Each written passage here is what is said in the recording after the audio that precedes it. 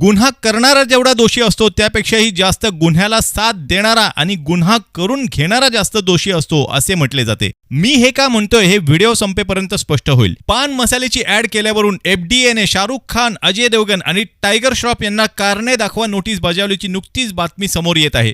15 दिवसात नोटीसला उत्तर न दिल्यास प्रत्येकी 50 लाखांचा दंड भरावा लागणार आहे।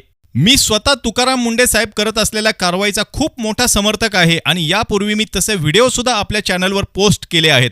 मी काही कायद्याचा जाणकार नाही, पण एक सर्वसामान्य नागरिक म्हणून मला आज काही प्रश्न पडले आहेत। टीव्हीवर आपण ज्या पण जाहिराती बघतो त्या जाहिराती प्रसारित करण्याची परवानगी व नियंत्रण हे ASCI म्हणजेच advertising standard council of India कडून केले जाते। भारतातील जाहिरातींची नैतिकता आणि सत्यता तपासणारी ही एक स्वायत्त संस्था आहे। कोणतीही जाहिरात दिशाभूल करणारी, अयोग्य, अश्लील किंवा फसव्या दाव्यांची आहे का हे ASCI ची ग्राहक समिती तपासते। त्यामुळे प्रश्न आता हाच उरला आहे की जर हे प्रोडक्ट खरंच इतके हानिकारक असतील तर या जाहिरातींचे प्रसारण झालेच कसे काय?